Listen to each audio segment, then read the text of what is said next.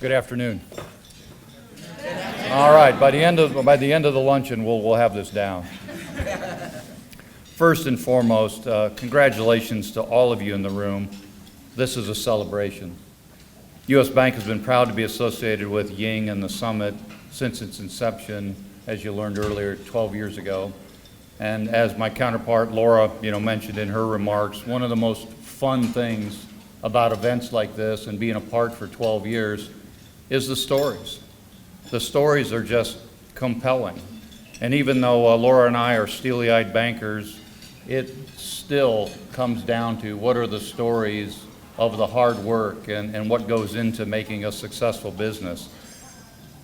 And I think that's one of the great things, as Mark talked about and the governor talked about in Iowa, is what's good for us, what's good for you is really good for all of us. It's the collaboration that all of us in a state like Iowa and a city like Des Moines, we do come together for those common interests because it is really fun pulling for each other to see that success. And I'm really proud for our organization that we can look across a full room like this and in some small way feel like we're a part of nurturing that ecosystem that Mark talked about. And it is that spirit that I would ask all of you to continue to hold on to. It's special. It's special in this room. It's special in Des Moines. It's special in the state of Iowa. And it's so necessary and needed in our country. And I do think that that's something that compels us, helps me to stand on stage and say, why is it important for us to continue to be a part of a meeting like this? So it really is all about you. And then on a bigger picture basis, immigrants start businesses at a much higher rate than native-born Americans. They have a long history of starting successful businesses here. I didn't even know this, more than 40% of Fortune 500 companies were founded by an immigrant or a child of an immigrant. So it's not necessarily about being big. I think it's about being relevant, and you can find that that path, whether it's small or large. And then immigrants form 25% of new businesses in the United States. The governor talked about that. Those are just fantastic statistics. So the case for us to continue to be involved and nurture that is just terrific, and I'm so proud to be a part of that. The business slogan I like is do the right things and do them right. I truly believe that honesty and integrity are the foundation for any type of long-term success. Honesty with others, and more important, honesty with yourself. Thank you for letting me and U.S. Bank share in this celebration again this year, and to formally introduce the Leadership Award recipient, Penny Furgerson. I direct you to the videos to hear her great story. Penny Furgerson was born in colonial India, where she credits her parents for the rich upbringing that has shaped her perspective on every aspect of her life. They taught her to embrace her Indian heritage, but also to value Western culture. At the same time, they cultivated her intellectual curiosity for science, as well as a deep appreciation for arts and culture. I feel like I was very lucky to be born and raised in a family that was so progressive, I guess. Penny followed in her parents' footsteps to pursue an academic and professional career in the sciences as a pharmacist, while also dedicating herself to becoming a talented classical Indian dancer. When she moved to Iowa in 1956 to attend pharmacy school at Drake University, she continued her involvement with dance, but was disappointed at the lack of diverse opportunities and offerings. After getting married and starting a family, Penny and her husband Lee weren't able to find arts and culture activities in which their 3 sons could participate that reflected their diverse backgrounds. We were looking for where can we be part of the community and where can our kids feel safe. We went to meetings and trying to see if we could form something. My husband is the one who really needs to get the credit. He said, we got to do something, so let's just do it. Deeply devoted to their family and committed to making the world a better place, they established Gateway Dance Theater in 1972, provide a safe after-school program for children from underserved communities. Through the years, GDT evolved from primarily an after-school urban arts program to include classes, workshops, and performance opportunities for diverse participants and audiences in African American, Caribbean, and Pan-Asian movements, music theater as multimedia, and multicultural experiences. Trying to break through that paradigm of the Latino culture, the Indian culture, that we can all do our own, but we can also invite other people to see what we do. It's exciting to see how interested, the kids get. There's a lot of joy in doing something like that and seeing how the kids react and how they want to come here and they enjoy coming here and they tell their parents about what they're doing.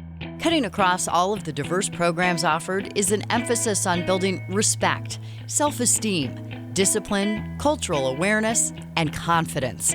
With thoughtful, reassuring eyes that meet each person she invites into her fold, Penny recognizes something in them they don't always see in themselves.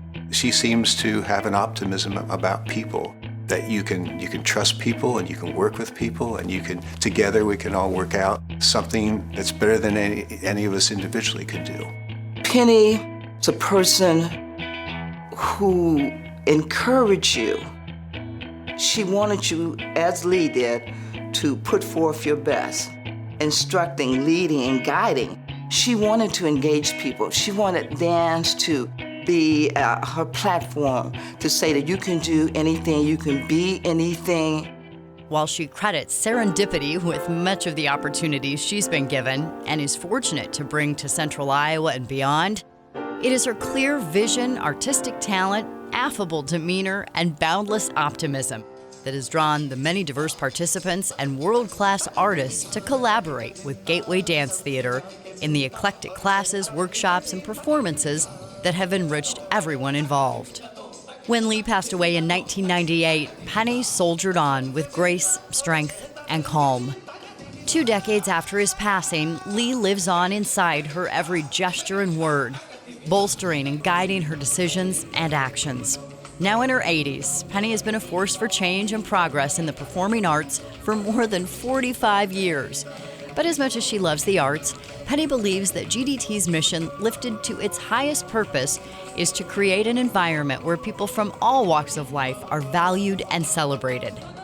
Being a part of Gateway Dance was one of the milestones in my life where it motivated me to get involved more in the community.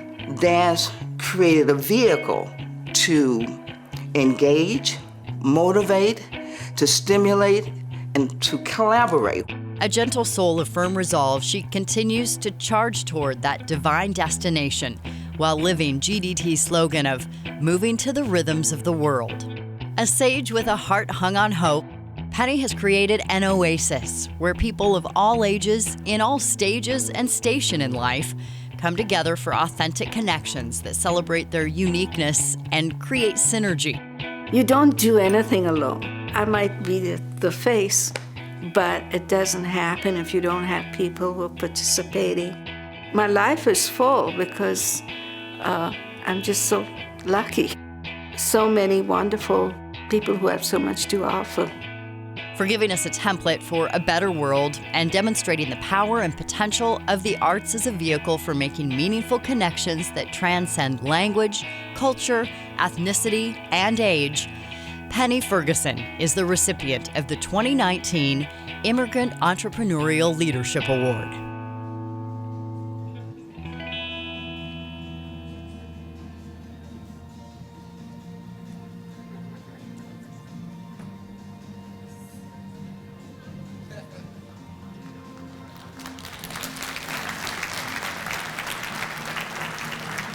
Thank you.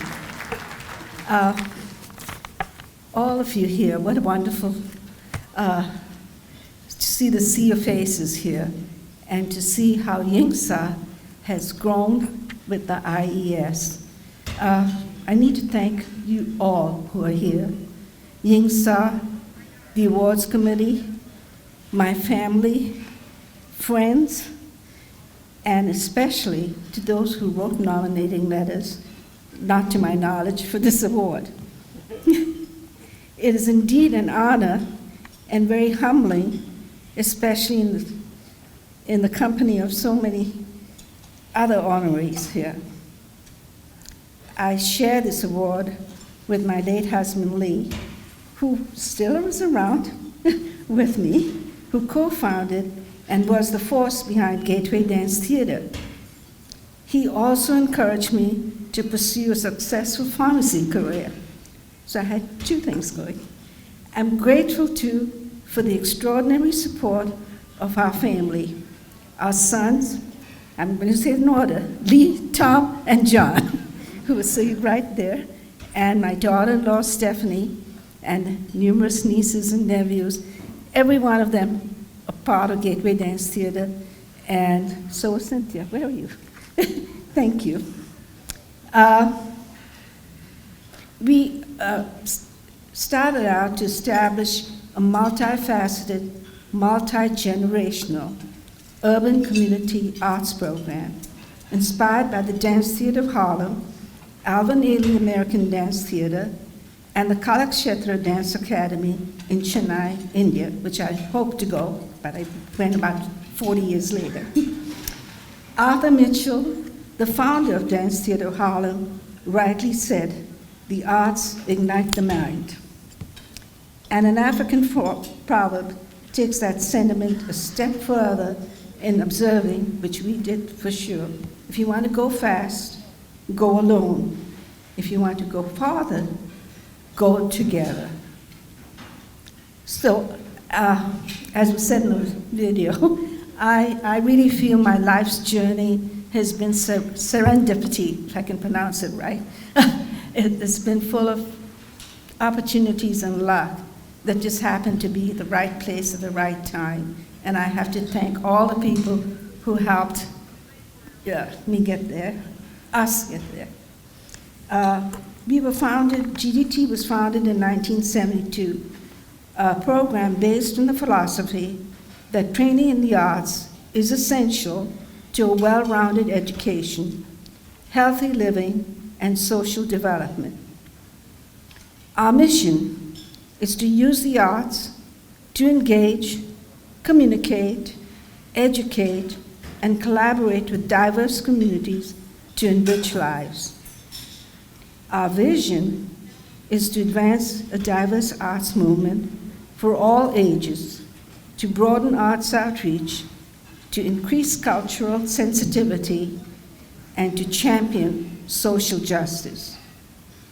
Our focus continues to be on bringing arts access to the marginal, underserved, and those rendered invisible in the community. As I said, I was born lucky, and many opportunities came my way. My late husband, Lee, and I came from pioneering families, I believe. They were pioneering. My grandmother went to medical school after marriage with 3 children and graduated in 1915. And Lee's father, my late husband, was one of the first black doctors in Waterloo. And his mother was the first black teacher in Waterloo. And many of her grandchildren are here. Both families passed their passions of civic judgment, engagement, social justice, and love for the arts to us. So with that kind of a force behind us, Lee and I looked at each other and said, why not? So this award really belongs to our families, the many participants, community, and supporters who believed in our dream.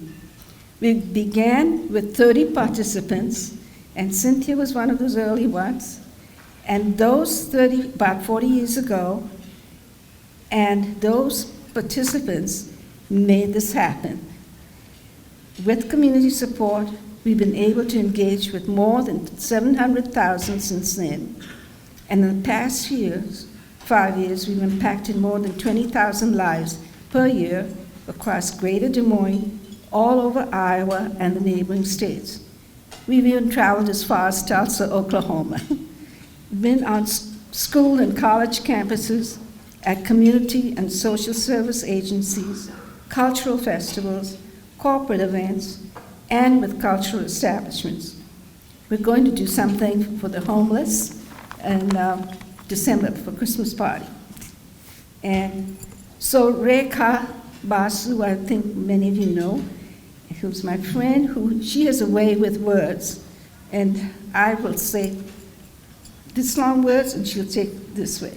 She says, what we do is connect cultures and build social change. I want to connect you with my Indian heritage. And on the note, I'm going to ask you, all of you, to join us in a blessing. And I'm going to ask Cynthia Hanafa, who still dances with us. Her children dance with us. Her grandchildren dance with us. I'm looking forward to her great-grandchildren. So,